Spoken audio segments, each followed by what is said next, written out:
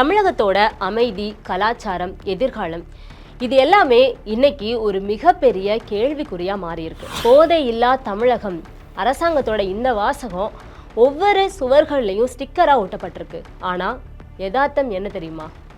நம்ம வீட்டு வாசற்படி வரைக்கும் போதை அரக்கன் வந்து நிற்கிறான். பள்ளிக்கூடம் போற சிறுவன் கையில ஒரு கஞ்சா சாக்லேட், கல்லூரி மாணவர்களோட பைகள போதை மாத்திரைகள், வீதிக்கு வீதி போதை கும்பல்களோட இரத்த வெறி ஆட்டம். வெறும் புள்ளி விவரங்களால மறைக்க முடியாத கசப்பான உண்மைகளை சமீபத்திய குற்ற சம்பவங்கள் அம்பலப்படுத்தி இருக்கு. நாங்குநேரியிலிருந்து திருத்தணி வரைக்கும் சிந்தப்பட்ட இரத்த கரைகளுக்கு பின்னாடி இருக்கிறது யாரு? நிர்வாகத்தோட மெத்தனமா அல்லது அதிகாரத்தோட ஆசீர்வாதமா? தமிழகத்தை உலுக்கும் இந்த போதை கலாச்சாரத்தோட பின்னணியை பத்தி தான் இன்னைக்கு நம்ம இந்த வீடியோல பார்க்க போறோம்.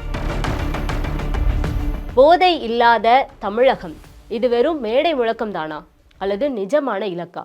சமீபத்திய குற்ற சம்பவங்களும் புள்ளி விவரங்களும் சொல்ற உண்மை மிகவும் கசப்பானது. தமிழகத்தோட மூளை முடுக்கெல்லாம் ஊடுருவி இருக்கிற போதை அரக்கன் இன்னைக்கு நம்ம எதிர்கால தலைமுறையை மெல்ல மெல்ல விழுங்கிட்டு இருக்கான். கடந்த சில ஆண்டுகள்ல தமிழகத்துல போதை பொருள் பழக்கம் வரலாறு காணாத ஒரு உச்சத்தை தொட்டிருக்கு. 2023 39,910 இருந்த போதை மாத்திரைகளோட பறிமுதல் 2024 மட்டும் 1.42 லட்சமா உயர்ந்திருக்கு. இது கிட்டத்தட்ட 3 மடங்கு அதிகம்.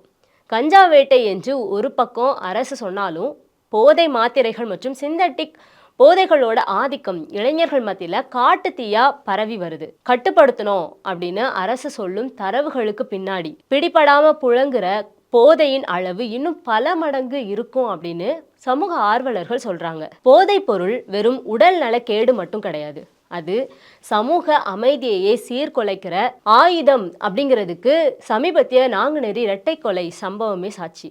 மார்ச் 2, 2026 இரவு மது மற்றும் போதையில இருந்த ஒரு கும்பல் நடத்தின அந்த கண்மூடித்தனமான தாக்குதல்ல ஜான் மற்றும் திரிநாத் ஆகிய இருவர் கொல்லப்பட்டிருக்காங்க. இந்த சம்பவத்துல கைதானவங்கள்ல 2 பேரு ஏற்கனவே 2023 நடந்த மாணவன் சின்னத்துரை மீதான சாதிய தாக்குதல் வழக்குல தொடர்புடையவங்க. குற்ற பின்னணி கொண்டவங்க சுதந்திரமா உலா வர்றதும் போதையில இத்தகைய கொடூரங்கள்ல ஈடுபடுறதும் தமிழக காவல்துறையோட உளவுத்துறை மற்றும் நிர்வாக தோல்வியை தான் காட்டுது.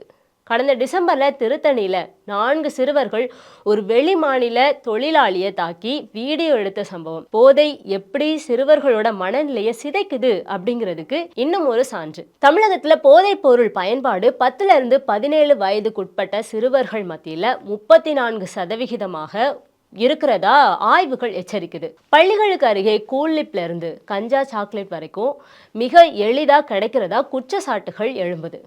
முன்னாடிலாம் மதுக்கடைக்கு போனாதான் போதை அப்படிங்கிற ஒரு நிலை இருந்துச்சு. ஆனால் இன்னைக்கு ஆன்லைன் டெலிவரி போல மாணவர்கள் தங்கும் இடங்களுக்கே போதை மாத்திரைகள் எல்லாமே வந்து சேருது. இது நிர்வாகத்தோட மெத்தனமா அல்லது அதிகார வர்க்கத்தோட ஆசீர்வாதமா?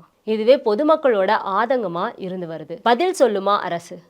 போதை பொருள் புழக்கத்தை கட்டுப்படுத்த தவறின உள்துறையோட தோல்விக்கு யார் பொறுப்பு? பள்ளிகள் மற்றும் கல்லூரிகளை சுற்றி இருக்கிற போதை பொருள் விற்பனையை தடுக்க வெறும் பேரளவு சோதனைகள் மட்டும் போதுமா? தமிழகத்தோட எதிர்காலம் போதை குழியில விழாம இருக்கிறதுக்கு அரசு வெறும் ஸ்டிக்கர் விளம்பரங்களை மட்டும் விட்டுட்டு களத்துல இறங்கி இரும்பு கரம் கொண்டு நடவடிக்கை எடுக்கணும். இல்லைனா இரத்த கரைகளும் போதை மரணங்களும் தமிழகத்தோட தினசரி செய்திகளா மாறிற ஒரு அபாயம் இருக்குது. இறுதியா நாம கேட்க விரும்புறது எல்லாம் ஒண்ணுதான்.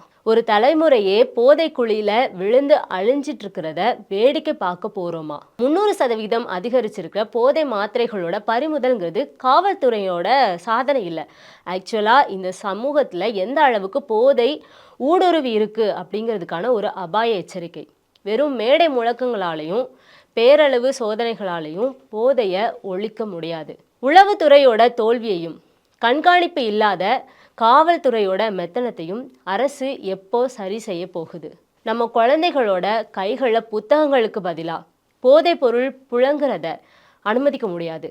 இனியாவது அரசு விளம்பரங்களை விட்டுட்டு களத்துல இறங்கி இரும்பு கரம் கொண்டு நடவடிக்கை எடுக்கணும்.